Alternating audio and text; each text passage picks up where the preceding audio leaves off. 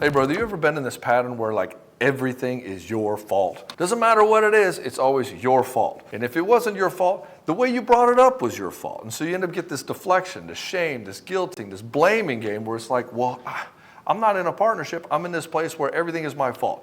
She can do no wrong, and if I bring it up, she either gets defensive or shuts down, and there is no conversations. And so in this video, we're going to talk about why she does it, why she goes into this place of defensiveness, and what you can do about it moving forward. My name is Baxter, and I help guys in betrayal situations. I've coached thousands of men, tens of thousands of men who come through my doors in one form or another. I've had over 3,000 guys come through the Betrayed to Badass program, and that's what we do. We'll get you to that place where you make the right decision for you and your children. So let's make one thing clear. When she doesn't take responsibility, it's not your fault. It's not your fault at all. It's her avoiding responsibility. She just doesn't want to do it. So it's easier to blame you, to shame you, to guilt you, than actually make a change on her own. And when you allow this behavior in your relationship, you end up enabling it. In other words, what you tolerate, you encourage. And you probably noticed in the beginning of the relationship that there was something small that she didn't want to take accountability for, and then you let it slide because it just wasn't worth the fight. You just didn't want to fight with her. And now it becomes this game of dancing on eggshells where you're like, man, I just don't want to bring it up because I don't know what kind of mood I'm going to have to get with. She has now trained you not even to bring shit up. These 2 to 3 hour long fights where it's like, I tried to bring something up and then it just went on and on and on and she just wouldn't let it go. And now you're like, I don't even remember what we were fighting about. Make no mistake, again, this is a tactic she's using to not hold herself accountable. If she can just beat you down emotionally, she doesn't have to change. If she can train you to not even bring shit up anymore because you don't want to deal with the emotional fallout, she doesn't have to change. And now she loses respect for you because now she can manipulate you. And on some level, she sees that she's stronger than you emotionally, and then you can't get through her manipulation. So you're like, okay, well, I guess I just have to deal with it. And then you staying with her and you putting up with it just shows her that you don't value yourself. And women are always going to reflect back to you your own subconscious thinking. So when you don't value yourself and you start demonstrating your own lack of self-value, she will start valuing you less and she will start treating you that way. This is why you start getting the bad comments. This is why you start getting the snide remarks. This is why she starts holding you in contempt. And this is why the sex in a relationship is drying up. So why does she blame you? Why doesn't she just take responsibility and change? It's not that difficult because she doesn't want to have to deal with her own mistakes or flaws. She wants to live in this land of delusion where nothing is wrong and she's right. If she gets to live in this land of delusion where she's right and never wrong, she doesn't have to change. She just has to put in the work like you do to be a better person. And change takes effort. Nobody really wants to change. We just kind of forced to change because it's some painful thing that's happened to us that we don't want to repeat again in the future. And so this is the main reason she does it. She wants to double down on her delusion. She wants to say, no, actually, I'm right and you're wrong. The second part is she wants to have control. In other words, she wants to control you. She wants to have control. And so for a lot of women, they have this illusion of control equals safety. And so they'll do this. They want to have a guy that they feel safe with. And so what they'll do is they can manipulate him, which means they can control him, which means she feels safe, which means he'll never leave her. And that leads to the third thing here, that's she's insecure. She's insecure that people really love her. She's insecure that she can actually rely on people. She's insecure that people will have her back. It doesn't matter how much you tell her you love her. It doesn't matter how much you demonstrate that you're there for her. She's going to feel that somebody's going to leave her and leave her out to cold. Why? Because this is how she looks at people. This is what she would do. So she's demonstrating to you exactly how she's going to operate. And this always blows my mind because when a guy gets in a situation where his wife's cheating on him and then she acts like this and she starts blaming him for cheating on her. It's like he wasn't going to cheat. It's like he can't have any female friends. This is how she operates. This is how her mind thinks.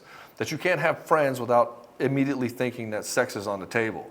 And so the guy's like, I don't know why she's so insecure around these female friends. It's like, dude, it's not you. This is just how she thinks about people in relationships, which means this is how she's thinking about you right now. This means that she cannot have guy friends. I mean, she can. I mean, you can't really control her. She can do whatever she wants, but just realize that she's sizing them all up.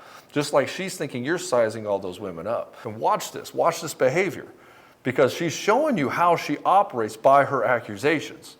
She's showing you how she operates by her lack of accountability. She's showing you how she operates by her need for control. This is why she'll blame you when she cheats on you. It's your fault that I cheated. I wasn't getting my needs met. And I'm going to control you and manipulate you because I'm afraid that you're going to leave me because I'm not really worth much. And oh, by the way, you could leave at any time and I might get bored with you, so I got to keep other guys on the hook. The problem is when you're in a relationship that's so one-sided where you're always the one at fault, is you lose yourself.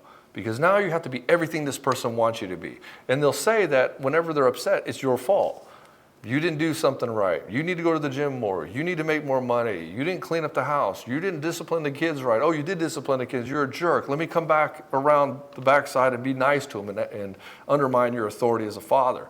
And so this starts to take a toll on you, and your confidence will start to plummet over time.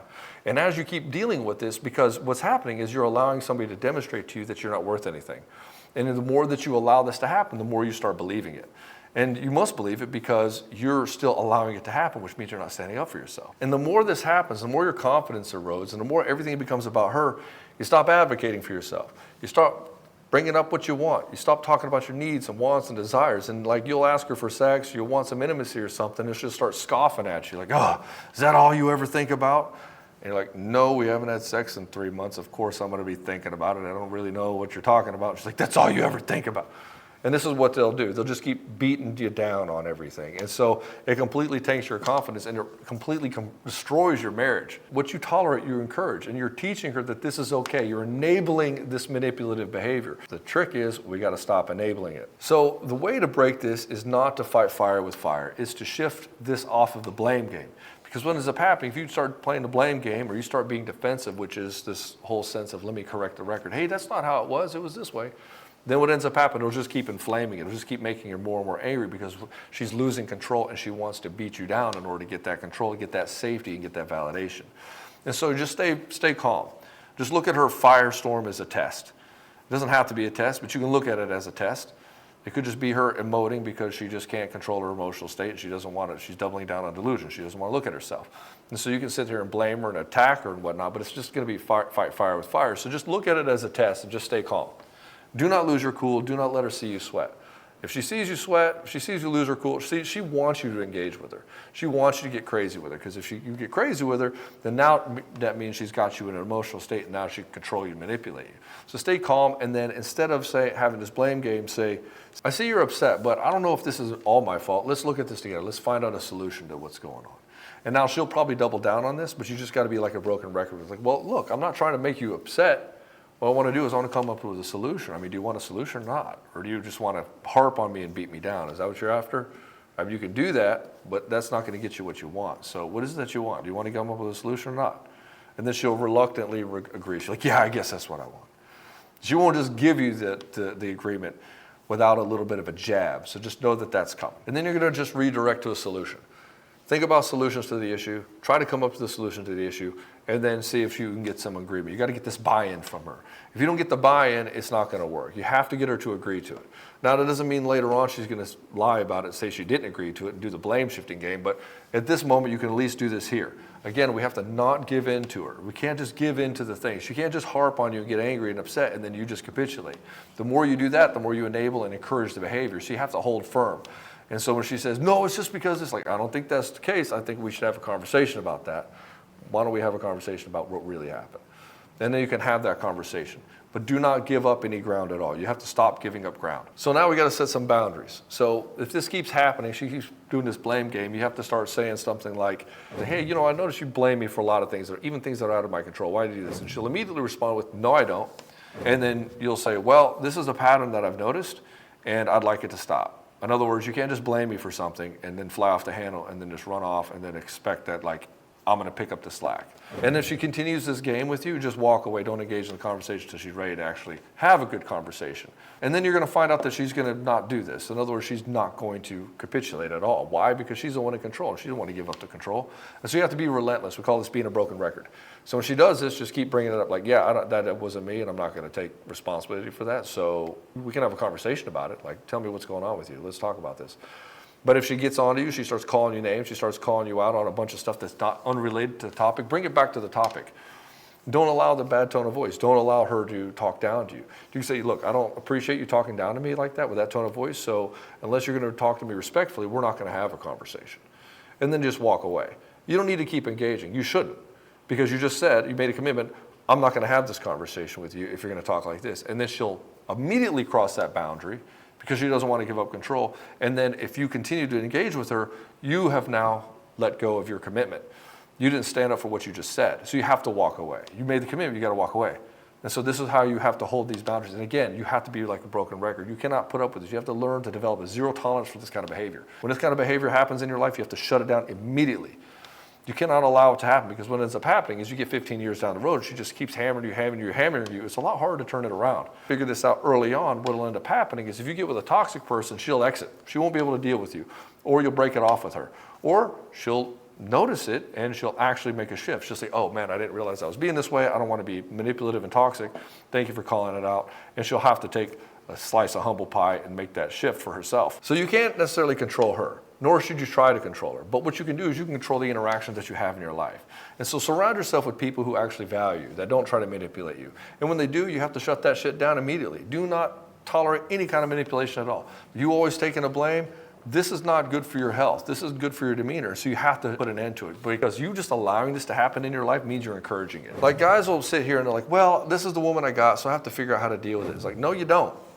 You do not. You can decide not to have this in your life. You can decide to walk away if you need to, and you should, because the cost of this means that the relationship's going to fall apart anyway. One way, it could fall apart now because you held the boundary, or you could go through 10 years of a lot of fucking heartache, gnashing of teeth, and then be completely emotionally destroyed as a man with no confidence, and she'll cheat on you, and now you're in the same fucking place, but you wasted 10 years of your life, and now you got to rebuild your confidence as a man. Again, it cannot be helped. If you allow this behavior in your relationships at all, or even in your life anywhere, it always leads to chaos. It always leads to a dissolution of the relationship. Even if you don't want it, she will. Why? Because if she can manipulate you, she can control you, and she will not see you as powerful, or she will respect you, and she will not find you attractive. So you allowing this to happen means that you are killing the attraction. You are allowing her to destroy the relationship. So don't let her do it. As a man, you have to be the one who sets the context and container of how you want to have your relationships in your life. And if she can't be a part of that, if she doesn't want to be respectful, she doesn't want to take responsibility, then you just can't have her in your life. It'll always fall apart. You won't be able to control it, because she'll just run that shit right into the ground. She'll crash the relationship right into the tree, and then she'll blame you for like letting her take hold of the wheel. It's like, no, don't let her take hold of the wheel. So this is how we're going to operate in this relationship. We're going to have boundaries. We're going to have respect. We're going to talk to each other nicely. We're going to take accountability. If you cannot do that, that's okay. You don't have to, but you just won't be in a relationship with me. You can find some other guy that you can beat down, and you can be his mom. You can control him all you want. You can be his patsy. You can do whatever the fuck you want with him. You just won't be in my life. And if you have children with this woman, it's going to be more difficult, because now she can leverage the kids against you as well. So you have to become an absolute fucking ninja when you're dealing with manipulation. And that's the first thing we do in the Broken to Badass program.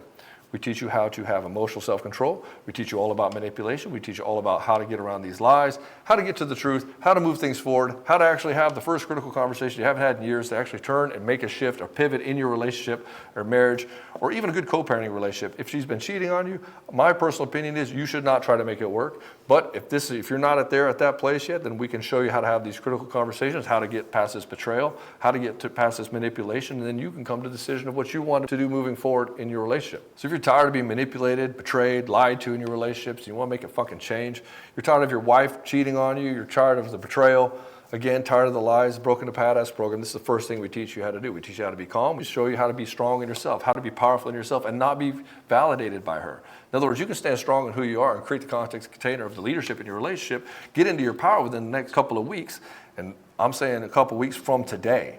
You jump in there now, within about a week and a half, you'll be into your power, and then you'll be like, yep, we just had the first critical conversation of our marriage. It's been 15 years, and we finally had a conversation where we had a productive interaction. And it's because you stood up, you stepped into your power, and you were able to hold off on the manipulation and hold her accountable.